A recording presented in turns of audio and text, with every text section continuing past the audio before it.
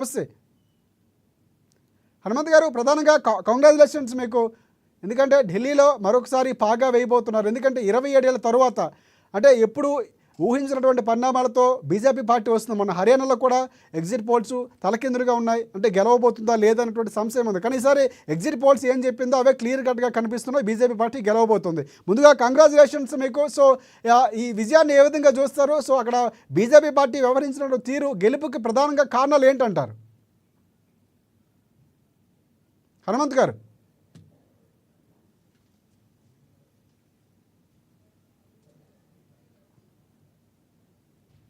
Right Hanumanth గారు, మీ voice రావట్లేదు, మ్యూట్లో ఉన్నట్టుంది, ఒకసారి చెక్ చేసుకుంటారు. నమస్కారం అండి రాజశేఖర్ గారు. Yes congratulations. బీజేపీ పార్టీ ఒక అనూహ్యమైనటువంటి విజయాన్ని సొంతం చేసుకోబోతుంది. సో ఏంటి అసలు బీజేపీ స్ట్రాటజీ ఈసారి కలిసి రావడానికి ప్రధాన అంశాలు ఏంటి? ఏ విధంగా ముందుకు వెళ్తే ఈరోజు ఈ స్థాయిలో విజయాలు వచ్చాయి అనుకుంటున్నారు? ముందుగా భారతీయ జనతా పార్టీని ఆదరించినందుకు ఢిల్లీ ప్రజలకు శుభాకాంక్షలు తెలియజేస్తున్నానండి.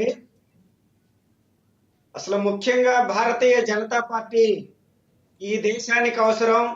ఈ దేశానికి భారతీయ జనతా పార్టీ నాయకత్వం అవసరం అని చెప్పేసి ఢిల్లీ ప్రజలు తెలియజేశారు.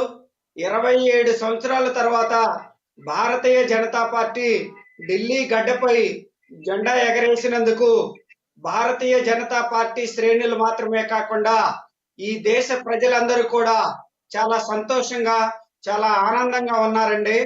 ముఖ్యంగా సుమారుగా 50% ఓటు బ్యాంకుతో ఈ రోజు ఢిల్లీని భారతీయ జనతా పార్టీ కైవసం చేసుకోవడం జరిగినది.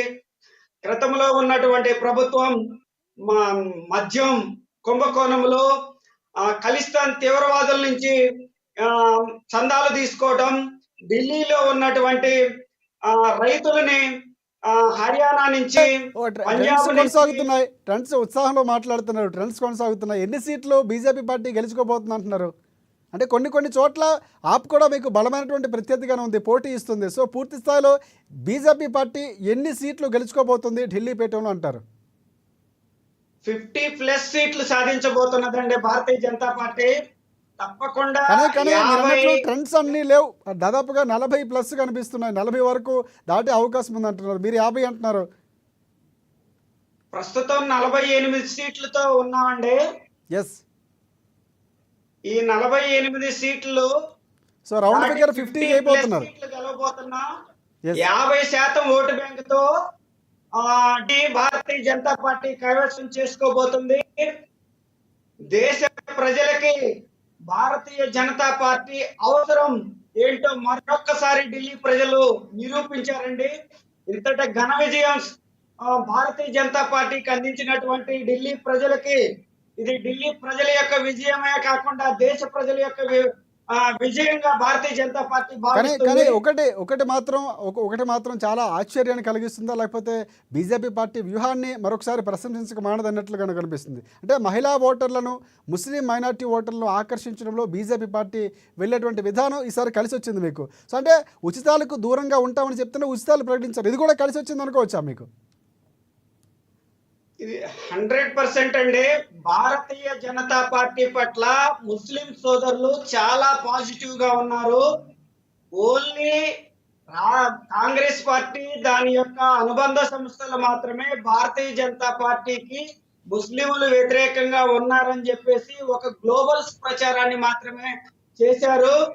యూపీలో గాని, బీహార్ లో గాని, నేడు ఢిల్లీలో గాని ముస్లిం ప్రజలు, ముస్లిం మహిళలు ముఖ్యంగా భారతీయ జనతా పార్టీని ఆదరిస్తున్నారు. త్రిపుల్ తలాక్ లాంటి బిల్లులను తీసుకొచ్చి ముస్లిం మహిళల పట్ల భారతీయ జనతా పార్టీ ఒక క్రేజ్ ని సంపాదించుకుంది అనటంలో ఎలాంటి సందేహం లేదండి. రైట్ హనుమంత్ గారు, అంటే చాలా ఉత్సాహంగా బీజేపీ పార్టీ సంబరాలు కూడా చేసుకుంటుంది. సో ఇక్కడ ప్రధానంగా ఒక అంశం అయితే తెరపైకి వస్తున్నటువంటి పరిస్థితి కనిపిస్తుంది. ఈసారి బీజేపీ స్ట్రాటజీ చాలా కలిసి వచ్చింది, వ్యూహాత్మకంగా ముందుకు వెళ్ళింది.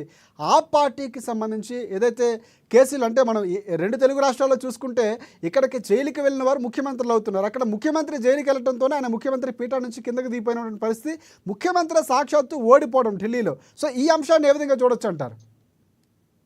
అంటేనండి మరీ ముఖ్యంగా అండి కేజ్రీవాల్ అనేది ఆ పార్టీ అనేది ఒక అవినీతి పునాది పైన నిర్మించబడినటువంటి పార్టీ అండి. ముఖ్యంగా ఎందుకోసమయ్యా అంటే అన్నా హారాజే గారిని, కిరణ్ బేడి గారిని, ఇలాంటి ప్రశాంత్ గారిని ఇలాంటి వాళ్ళని మోసం చేసి కేజ్రీవాల్ ఆ అవినీతి యొక్క సొమ్ము మీద ఈ ఆ పార్టీని నిర్మించడం జరిగింది. దీన్ని దేశ ప్రజలు తెలుసుకోవటానికి కొంచెం టైం పట్టింది అంతేనండి. ఎందుకోసమే అంటే కేజ్రీవాల్ అంత అవినీతి పరుడు, కేజ్రీవాల్ అంత ఆ, తీవ్రవాద భావజాలం కలిగినటువంటి వ్యక్తి ఈ దేశంలో మరొక వ్యక్తి లేడండి. ఎన్నికల సందర్భంలో ప్రీతమ ప్రధాని నరేంద్ర మోడీ గారు కేజ్రీవాల్ ను ఉద్దేశించి, కేజ్రీవాల్ నువ్వు తప్పు చేశావు, నువ్వు దేశ ద్రోహం చేశావు, దేశానికి అన్యాయం చేశావని ఒక తీవ్ర పదజాలంతో నరేంద్ర మోడీ గారు మాట్లాడి కనీసం కాంగ్రెస్ వాళ్ళు కూడా మాట్లాడలేదండి. ఇంతవరకు మేము వెళ్ళలేదు. ఎందుకోసం అయ్యా అంటే నువ్వు నీ అధికారాన్ని నిలబెట్టుకోవటం కోసం, నీ యొక్క పార్టీని నిలబెట్టుకోవటం కోసం, దేశానికి సంబంధించినటువంటి భద్రతా విషయాలపైన కానీ, దేశానికి అన్యాయం చేసేటటువంటి ఖలిస్తాన్ తీవ్రవాదులతో నువ్వు చేతులు కలిపి నీ యొక్క పార్టీని బతికించుకోవడానికి, దేశం యొక్క పౌరుల యొక్క భద్రతను నువ్వు పణంగా పెట్టావంటే నువ్వు క్షమించరాని నేరం చేశావు. నువ్వు రాజద్రోహం కేసు పెట్టి నిన్ను లోపలేయాలని చెప్పేసి భారతీయ జనతా పార్టీ శ్రేణులు కాకుండా భారతీయ ప్రజలందరూ కూడా కోరుకుంటున్నారండి. ఇవన్నీ కూడా ప్రజలు అర్థం చేసుకున్నారు, అందుకే బీజేపీ పార్టీకి ఓటు వేశారంటారా? తప్పకుండా అండి, తప్పకుండా. భారతదేశంలో భారతీయ జనతా పార్టీయే భారతదేశం యొక్క అభివృద్ధిని ఆకాంక్షించేటటువంటి ఏకైక పార్టీ. భారతదేశానికి భారతీయ జనతా పార్టీ అవసరం. ఈ భారతీయ జనతా పార్టీతోనే దేశాభివృద్ధి, దేశం సురక్షితంగా ప్రపంచంలో నేడు అగ్రగామి దేశాలతో పాటు మనం పోటీ పడుతున్నామంటే భారతీయ జనతా పార్టీతో మాత్రమే సాధ్యమవుతుందండి. ఎందుకోసం అంటే ప్రపంచ దేశాలు మొత్తం కూడా కరోనా తర్వాత ఆర్థిక మాధ్యంతో విలవిల్లాడిపోతుంటే 140 కోట్లు ఉన్నటువంటి భారతదేశాన్ని ఎలాంటి ఆర్థిక మాధ్యమం లేకుండా దేశంలో ఒక సుస్థిరమైనటువంటి ఆర్థిక వ్యవస్థను నెలకొల్పి దేశ ప్రజలందరికీ కూడా అభివృద్ధి ఫలాలను అందించినటువంటి పార్టీ అండి Bharatiya Janata Party. America, Japan, France, Russia, మన చైనా లాంటి దేశాలు కూడా నేడు ఆర్థిక మాధ్యంతో విలవిల్లాడిపోతుంటే భారతదేశం మాత్రం అప్రతిహాతంగా ఒక ప్రపంచంలోనే 3వ అతిపెద్ద ఆర్థిక వ్యవస్థ కలిగినటువంటి దేశంగా నేడు వెలుగొందబోతుందయా అంటే మన భారతదేశంలో ఉన్నటువంటి నరేంద్ర మోడీ గారి నాయకత్వంలో ఉన్నటువంటి ఒక బలమైనటువంటి నాయకత్వంతోనే సాధ్యమని భారతదేశ ప్రజలు గుర్తించారండి. ఆ గుర్తించబట్టే నేడు ఏ రాష్ట్రంలో ఎన్నిక జరిగినా, ఏ దేశంలో ఏ రాష్ట్రంలో ఎన్నిక జరిగినా విజయం మాత్రం భారతీయ జనతా పార్టీదే అని తెలియజేస్తున్నామండి. రైట్. మనకి ఒక బ్రేకింగ్ అందుతుంది. హనుమంత్ గారు ఒకసారి మీరు హోల్డ్లోనే ఉండండి. ఒకసారి ఆ బ్రేకింగ్ అయ్యాక బండి సంజయ్ గారు ఏమన్నారు మనం ఒకసారి విందాం. దానికంటే ముందు ఢిల్లీ ప్రజలు మార్పు కోరుకున్నారని ఒక ట్వీట్ చేసినటువంటి పరిస్థితి కనిపిస్తుంది. ప్రియాంక గాంధీ ఢిల్లీ అసెంబ్లీ ఎన్నికల్లో ఘోర ఓటమిపై కాంగ్రెస్ పార్టీ ఎంపీ ప్రియాంక గాంధీ స్పందించారు. తమ కార్యకర్తలు చాలా కష్టపడ్డారని తెలుపుతూనే ఓటమి నుంచి నేర్చుకుని ఆ పాఠాలు ముందుకు వెళ్ళాలని, ఢిల్లీ ప్రజలకు అక్కడ మంచి శ్రేయస్సు కోసం పోరాటం కొనసాగుతుందని కూడా చెప్పారు. సో బీజేపీ పార్టీకి ఆమె కంగ్రాట్స్ కూడా చెప్పినటువంటి పరిస్థితి కనిపిస్తుంది. దాదాపుగా ఓటమిని అంగీకరించారు. సో ఇక్కడ కాంగ్రెస్ పార్టీ ఓటమి అనేదానికంటే ఆ పార్టీ ఓటమి కూడా కాంగ్రెస్ పార్టీ ఖాతాలోకి వెళ్ళింది. కాంగ్రెస్ పార్టీ ప్రత్యక్షంగా పరోక్షంగా ఇటువైపు పనిచేసింది. బీజేపీకి అనే ఆరోపణలు కూడా ఆపు నుంచి వినిపిస్తున్నాయి. సో ఇక్కడ ఎటికలకి ఆమె స్పందించారు. ఒకసారి బండి సంజయ్ ఏమన్నారో మనం ఒకసారి విందాం. హనుమంత్ గారు మళ్ళీ మీ దగ్గరికి వస్తాను.